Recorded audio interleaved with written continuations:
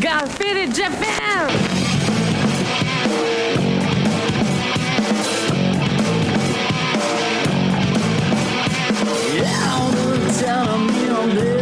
I'm all about my business, but I ain't got no briefcase. Yeah, all I got's some whiskey. Open now the whiskey, bring it to you.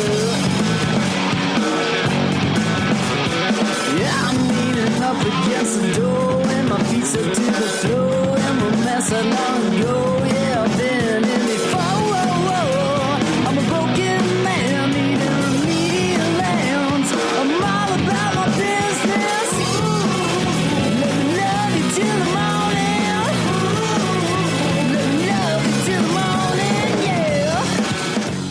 Yo, what's up, faders? Welcome to yet another action-packed episode of Got Faded Japan, and I am your host, Johnny. And as you fine folks know, Got Faded Japan is about two dudes, booze, Japan, and the news. And faders, in this very special episode, we have a very special guest. We have the one, the only Mario Long on the show. Now, faders, Mario Long is a Tokyo legend, actually a long time Tokyo legend. Mario's been living in Tokyo for well over 20 years, and in that time, he's been doing one thing: living the comic book life. This guy has been writing comics, making comics, buying comics, collecting comics, helping people get started in comics. This guy is like a comic book guru. This guy is like comic Yoda. This guy is super knowledgeable about anything regarding comics. Whenever I have a question about comics, I go to Mario.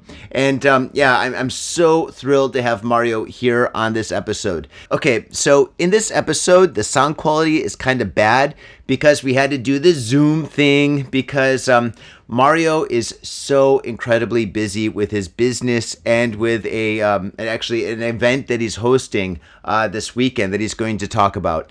And so we had to do the Zoom thing, so the quality of sound is actually not the best. So please bear with us and just listen to this whole episode because there's just so much knowledge that you're going to get from this episode. I mean, Mario is just awesome. He's such a cool guy. And I think that once you get past the really bad audio, you're really going to enjoy this episode because it is just so good. I mean, I really enjoyed this episode. And Mario is just so busy that he only had 30 minutes today to do the podcast. But hopefully we can get him back on the show where we can actually take a real deep dive into like comics and like the comic world here in Japan and stuff. I mean, there's just so much cool stuff happening. And I think that you guys are totally going to enjoy it. So, yep. Without further ado, sit back, relax, fasten your seatbelt, and let's put the pedal to the metal. All right, enjoy the show.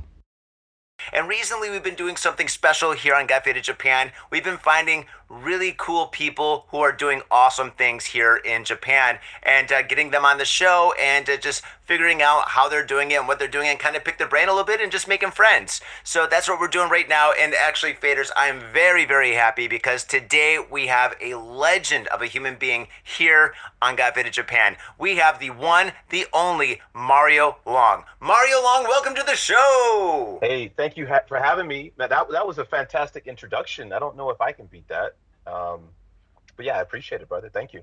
Oh, you got it, man. Well, I've been doing this for a long time. Well, you're good at it. You're very good.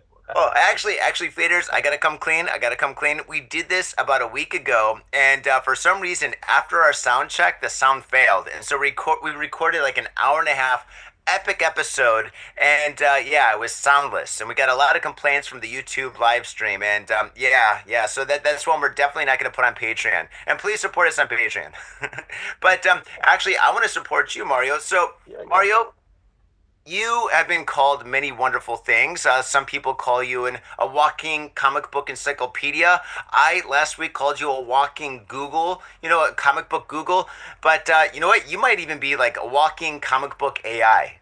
You know everything about comic books. Every question that I have about comic books, new, old, and even more, you've got an answer, and you've got a detailed answer. I showed you my small little pathetic collection, and you just dropped knowledge on me like it was nobody's business. I was like, oh my goodness, I should reread these. And you're like, yeah, you definitely should. So let me ask you, how did you first start collecting comic books? How did you get into the lifestyle? Yeah, it's a great question. Well, first off, I'll say that, as much as I appreciate the introduction, I mean, there are people that obviously have a lot more deeper knowledge of I'll never claim to be the king nerd of the nerds, right? And I say that affectionately, right? I consider myself as a nerd. So, but I got into comics. The short answer is, as a kid, I grew up in like the Detroit metro area, and Mhm. I was really kind of into a lot of science fiction, a lot of fantasy stuff as a kid. I loved cartoons, and comic books were just a way for me to kind of escape, my environment. And that Yeah. was one of the ways that I learned how to read actually by reading comic books, and having a dictionary next to me as I, read Stan Lee's, editor comic section, and just getting comics from like my older cousins and things, and maybe some things that I probably shouldn't have been reading, like heavy metal and stuff. But yeah, that's how I got started, is as a kid, young kid. Very cool, very cool. And so you've been collecting comics since you're a little kid, but now Yeah, you're living in Tokyo, Japan. So you're going from yeah. like Detroit to Japan, and you're still collecting comics. Is it easy to collect comics in Japan? And when I Well, say yeah, comics, I mean American comics. Obviously, Japanese comics are pretty easy. yeah. Well, so you've got a couple places, mainly in Tokyo and Osaka. In between that, it's kind of like it's just like a barren wasteland of places. There might be one or two shops that would carry current comics, but there's one in Akihabara called Blister. Lister. Blister Comics. I'll actually give them a little bit of a plug. They're sponsoring one of our upcoming events. But yeah, Blister Comics in Akihabara, and then there's another one in Osaka that has comics. And then obviously the internet, you can get trade paperbacks if you want. A lot of like indie comics like Image. There's a lot of really cool series right now that are trade paperbacks. You can get those on Amazon. Very cool, very cool. And do you think like lot of Western people that come to Japan and live here for long periods of time continue to collect Marvel comics and DC and so on, or do you think they generally kind of like kind of go towards Japanese comics like Jump, like Lupin Sansei, Yeah, Go Go 13? Those are some yeah. dated ones, but I don't know. One Piece. Man, you got even One Piece now is old school, man. You gotta we're three generations behind. Oh man. Yeah, Okay, I'm it's you sorry. I'm know sorry. it's I'm old school. I like it. yeah, hey, me too. Gogo 13, I think, is an awesome series. Lone Wolf and Cub, if you've ever read that, is an Yeah. awesome series, right? There's a ton of manga that it's from like the 60s, 70s that I think is just amazing. And maybe we'll talk about that a bit, what we're doing to kind of like bring some of those older properties back into the mainstream. But to answer your question, I think people that come to Japan typically have an interest in Japanese culture, and that includes manga. And so I think the people that come here probably are going to be already into manga and anime, right? So there is a crowd, there are people here, there is a community, but I think because it's so expensive, right? I mean, an average comic book, if you bought it in the US right now, might cost you like $5, right? Yeah. Um, and correct me if I'm wrong, if anybody, but here, that same book is going to cost you maybe like eight, once you factor in like the conversion rate, right? So if you're buying more than one book a month, you could easily spend, 70, $80 on comic books a month. And for a lot of people, that's a bit too much. Yeah, yeah, yeah. That's definitely true. What about Yeah. used comics? Can you get used American comics here? I know you can get tons of used Japanese comics for like super cheap. Yeah, so actually, I found a place a few years ago, and it's called at like the at mark, Mhm. like an email at mark, and then Wanda. So if you put like, I guess it's like the katakana pronunciation for wonder, but it's at Wanda, and that's in Jimbocho. Ah, So Jimbocho, like yeah, yeah. the book So I, district. I almost don't want to plug that place though, because it's like my little hidden place where I can still find like back issues from like the 80s and stuff. Mhm. And obviously, if everyone goes there, then they're gonna rummage through the long boxes, right? But I want to support their business too. So if anybody's looking for back issues at Wanda, and then also I have a friend who actually has his own comic resale business. I was just with him in Osaka Comic Con this weekend, so maybe I can put that in the comments or something, or I can send it to you if anybody wants his socials. But he's got an amazing collection of like near mint quality books, and a lot of them have been graded and ready to be sold. So yes, there's a couple options. Wow, fantastic. That's awesome. Yeah. Cool, very cool. And so, all right, so you've been collecting comics for ages and stuff. Are your comics still at home in Motown, or did you bring them here in like a Oh yeah, huge backpack? Were you like Santa Claus or something? yeah. I brought those bad boys here. So I've been in Japan for a long time, and for a while I had them in my mother's basement. Oh boy. I had some of them. I have a pretty, I wouldn't say large collection, but I probably have about 5,000 comic books, right? Jeez. Yes. So That's so I pretty had, big, man. some of my boys back in Detroit, they were holding on to them. I had a cousin that had my books in the basement for a couple years, and finally I said, okay, let me just clean things up, and I got all that stuff back, and I shipped it back to Japan, and now I have stuff in my closets. I've got stuff in storage, and it's more of an addiction than a collection, I would say at this point. Yeah, most collections kind of wind up that way. Yeah, Just yeah, talk to anybody that owns a couple of records, man. Record yeah, collectors are insane. They're the same thing. yeah. They smell the records, they taste the records. They Okay, don't bag on board the records, huh? I don't know if I'm tasting any comic books, but I do actually, not to sound creepy, but I do like the smell of comic books. Like I like, there's something about reading a comic book that's different if it's a digital, if it's on your Kindle or on your iPad, right? Hmm. I like the feel of like the paper and the Hmm. smell of the paper, Hmm. right? So Hmm. I don't know, I kind of like it. No, no, I completely agree with you. I mean, I love the smell of old records. Old records are Yeah, great. I right. used to work in a Yeah. record shop, dude, and it was like the best thing ever. Oh my God, it's like working in a bakery. Oh man. Yeah, yeah, yeah, yeah. It's good, man. But okay, yeah. Speaking of digital comics, Mhm. which do you prefer, digital comics or tangible comics? I think I know the answer, but I gotta ask. Yeah, I mean, I think it depends on what you're trying to read, right? So if you're reading like some of the main, like, the major publishers like Marvel, DC, I mean, they put a lot of effort into, creating crossovers, right? So say if you want to read whatever's happening right now with DC and their new Superman, Batman crossover, they're going to spread that story out across like, 10 different titles, right? And if Mhm. you're buying them, like I said here, at $8 a pop, you could easily bankrupt yourself just trying to catch up on what's happening. So if you're trying to get into a bigger story, digital is the way to go. You're not going to, break the bank, and you have to wait a little bit longer sometimes because those are usually posted a few months after they've been published. But you could really save a lot of time and just read by going to a digital platform. But I consider myself a hunter gatherer, so I like actually going around and trying to find back issues. I just yesterday got a missing piece of Secret Wars. If you know Oh, you got a Marvel Secret gem? Wars, I had one that was missing. It's a 12-part miniseries, and I've been collecting these books for over 30 years. And What? yesterday, just like Thanos getting the last Infinity Stone, I know it's a different crossover, but Eh. I got the last one, number four, and I have a complete Secret War set now, so I can die happy. But so yeah, yeah. To answer your question, I like paper just because it's more of the hunt for me than just going and reading the whole story. I like kind of trying to fill those gaps with Yeah, missing yeah. issues, right? So that's part of the fun. I love that. I love that. Yeah. So yeah, yesterday, actually last weekend, you were at Osaka Comic Con. Can you talk about that a little bit?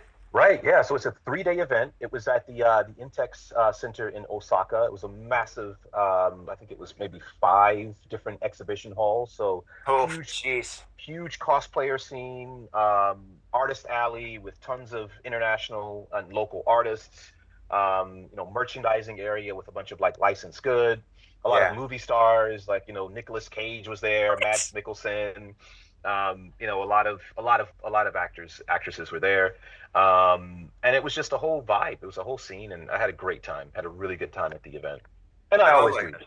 I always do. They have one in Tokyo as well. So if anybody is watching this and you're thinking of coming to Japan, maybe check out when it's usually in late November or early Mhm. December. Maybe come into Tokyo for Tokyo Comic Con, and I guarantee you have a good time. Yeah, definitely, definitely do that. Do you go to the other one? I forget the name. It's called it's more for like comic book creators. It's called Comiket. Yeah, so Comic Cat.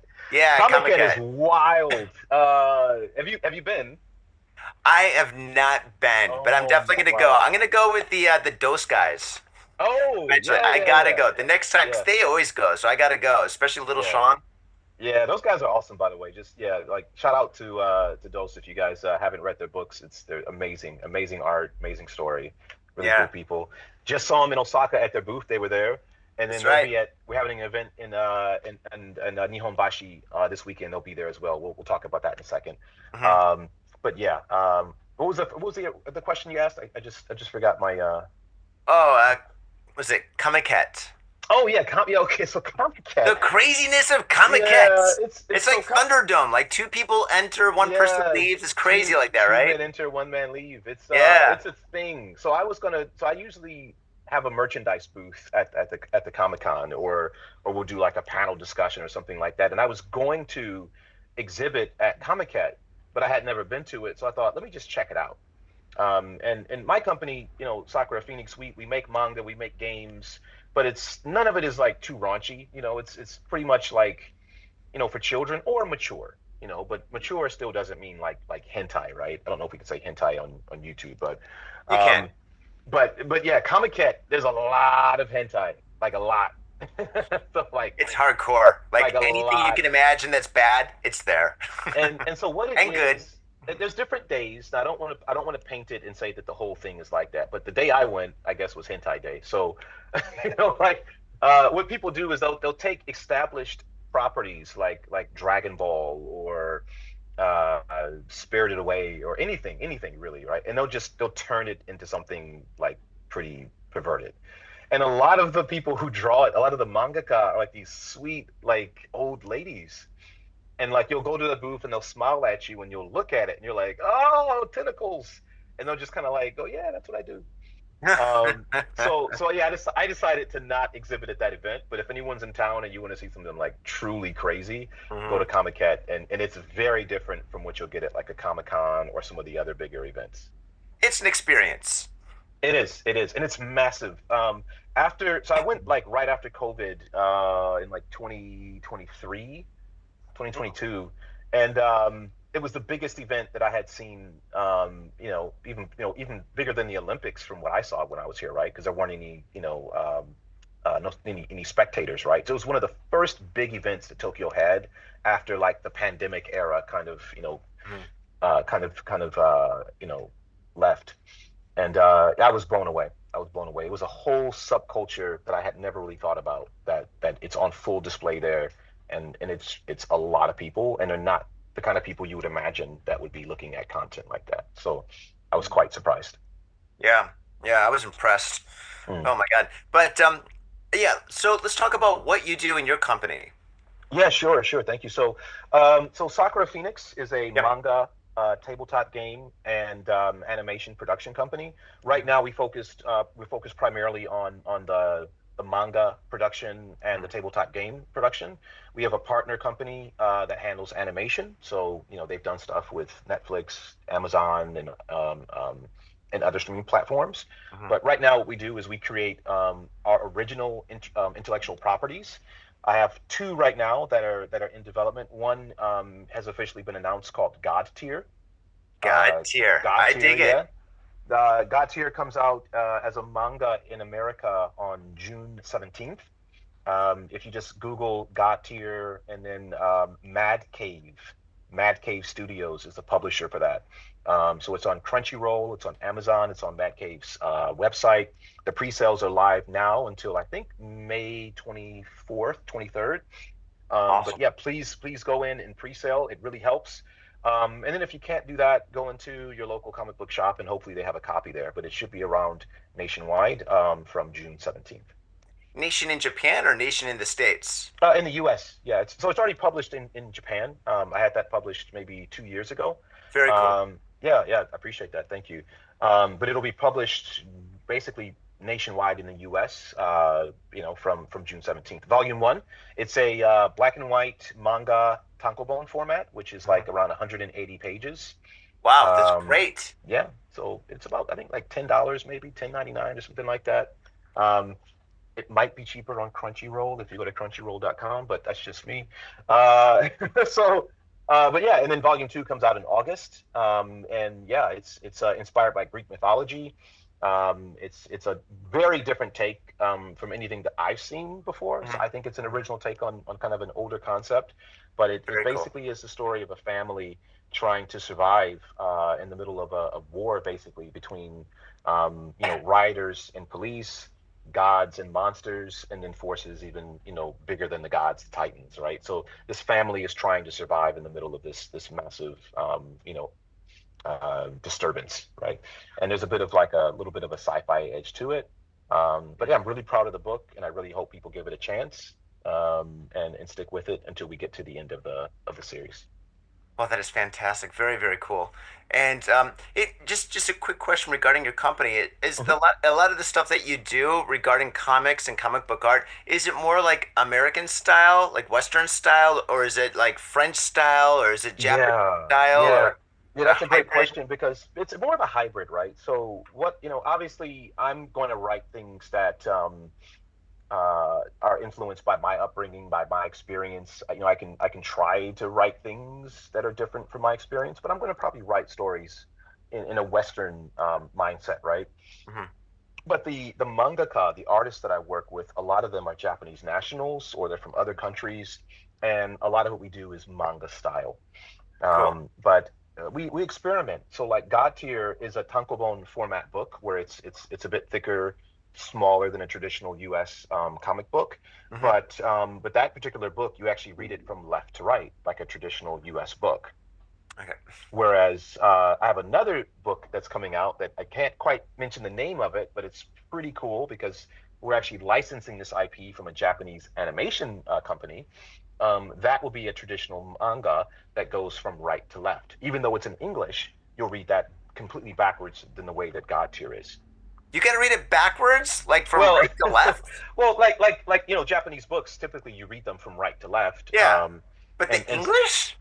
no, no. So the English, no, that'd be crazy. So Oh, okay. so I was like, oh my God, dude.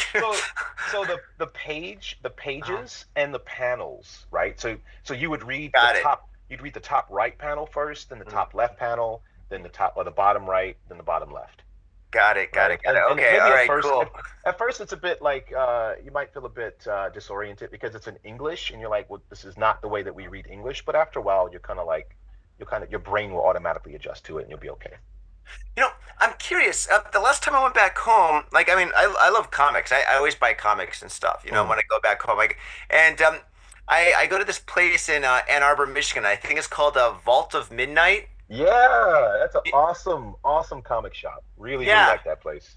They Yeah. have a whole wall of manga. And when I look at it, I go there with my wife, and she's like, Hmm. buying comic books, huh, in America? I'm like, yeah, yeah, yeah, yeah. Just let me take a look around. And I see this Yeah. big wall of like Japanese manga and stuff. I've never really like picked up a book and like looked Hmm. at it and stuff because I'm not really interested in like the manga when I'm back in the Hmm. States. I want to find like graphic novels. A couple Hmm. here I actually want to show you later, but that's a different Hmm. story.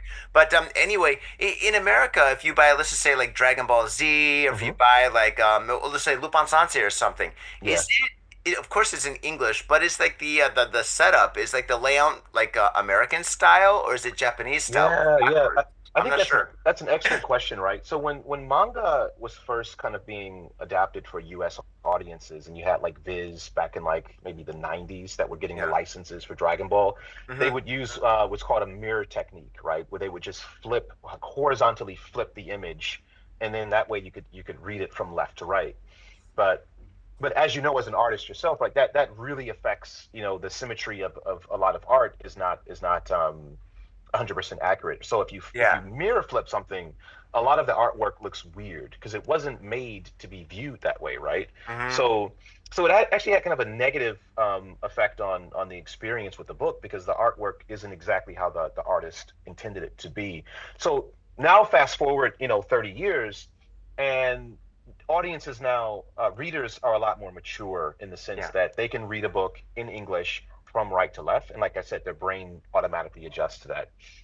The thing I would say to you is, you mentioned like trade paperbacks, and you mentioned U.S. comics and things like that. If you take a pie chart and you put all the books that are sold that are graphic novels on a pie chart, you'd be surprised that in the U.S. right now, a majority of those books are manga books, I heard about that. Yeah. right? Hmm. So, I mean, right now, obviously, you're seeing a lot of the bigger, publishers, Marvel and DC, they have the marketing bucks, so they're publishing tons of books. If you go to a bookstore, you'll see tons of, what did you just throw away there? My phone, it keeps on ringing. Okay. It's You'll, vibrating, dude. It's like you'll, it's you'll, like an earthquake, dude. I'm like, stop. yeah. I got it on vibrate, but it's like beep, uh, beep, beep, beep, beep, beep. I work freelance, and right now everybody's oh, getting okay. off work, so I'm so sorry to No, disrupt no, no, no worries, no worries. But you'll see tons of books on the shelf. You'll see tons of commercials. You'll see obviously tons of movies.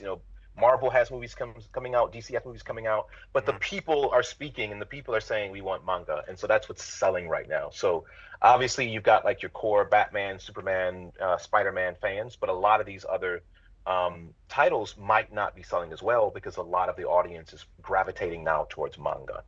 And that's nothing against traditional, U.S. comics, but I think the audience now, they want something a little bit different, and this is an amazing time to be in this industry. Wow, that's awesome. Hey, Yeah. quick question. Do you think it's because of action?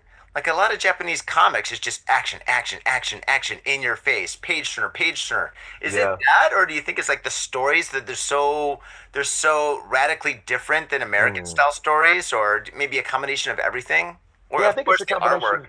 It's a combination of everything, right? One, our attention spans are a lot shorter, right? So you kind of have to get to it. And anime and manga, like they exaggerate everything, to Yeah. the hundredth degree, right? So I think that's a part of it. One is just the attention span and just the spectacle, the Mhm. art quality. I mean, a lot of manga is just beautiful, beautiful artwork, right? And it's very True. different. The other True. thing too is I think every property kind of has a shelf life, right? It has a time when it peaks and then a time where it falls off. And if it's lucky, it has a time where it comes back. I grew up in a time when the Ninja Turtles came out and it was super popular and then it kind of like fizzled out and then it came out again and it kind of fizzled out and now it's high again, right? Hmm. So these things kind of come and go. But the point I'm getting at is traditional superheroes, this stuff is like from the 30s a lot of times, right? From the 40s. And so you have people walking around with, their underwear on the outside of their pants, like it's a very outdated concept that I think we're very lucky that I think people still like Superman, right? But it's a concept that was made, 90, almost 90 years ago for a completely different culture and people, right? Hmm. So obviously there's something about that story that resonates and hopefully there's going to always be an audience for Superman. But I think people need something a bit different and something for this generation. And I think manga and anime specifically has that feel of this is made for the people now. Cool, very cool. All right, and speaking, all right, I know Mhm. you've got a little bit of time left, but so I'm Yeah, going to yeah. keep it short. But speaking of manga in Hmm. Japan and like new manga and superheroes, Hmm. you've got a very, very special event happening this weekend, and I really want you to talk about it and plug it to get our audience that's living in Japan interested in coming Yes, out. yes, yes, yeah.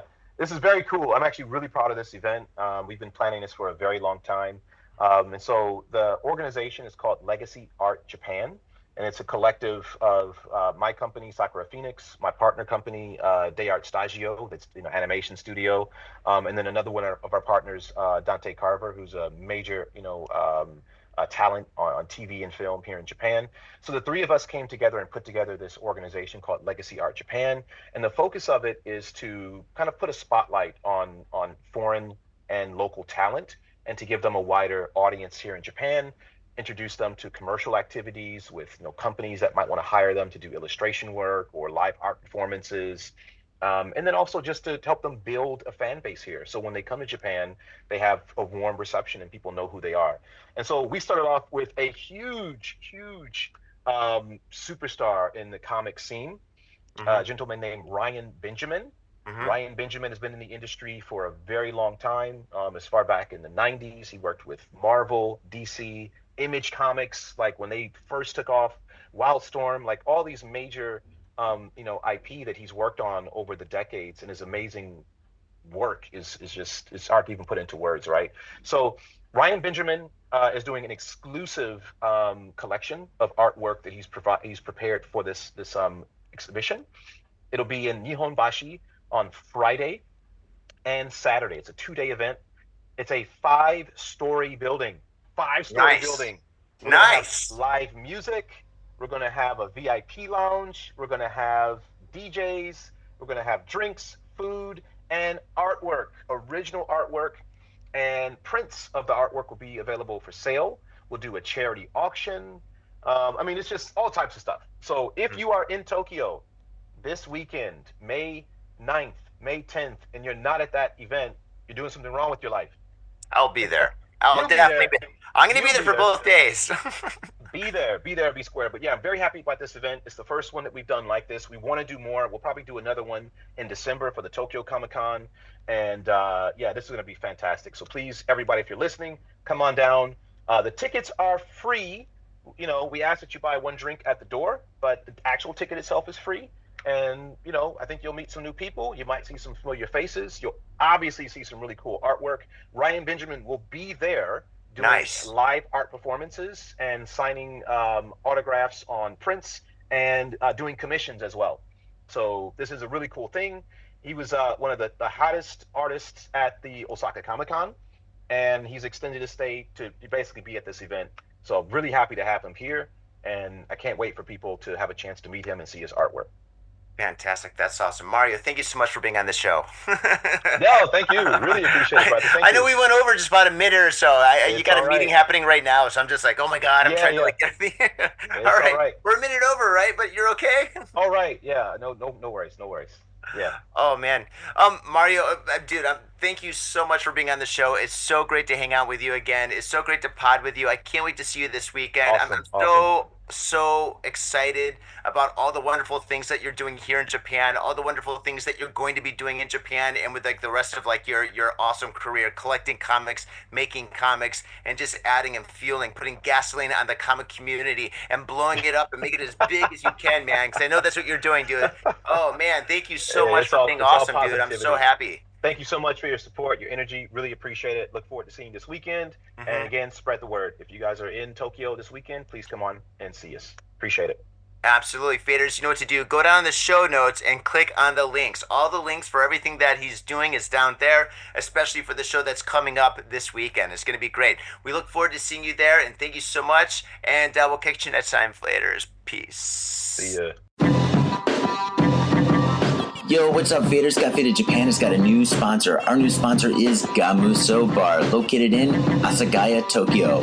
If you're kicking it in Tokyo and you want to get your groove on, get your fade on, you better get your ass down to Gamuso. Gamuso is located in Asagaya. It's about 11 minutes from Shinjuku Station on the Chuo line. Gamuso has weekly bands, weekly performances. And hell, if you got your own event and you want to hold it at Gamuso, we'd love to host you. So contact Gamuso at www.gamuso.com. That's www.gamuso.com. That's right, Gamuso has not only beers in the bottle, but beers on tap. We've got every drink you want, so come on down to Gamuso. Gamuso, and if I'm working, tip me. Have your attention, please.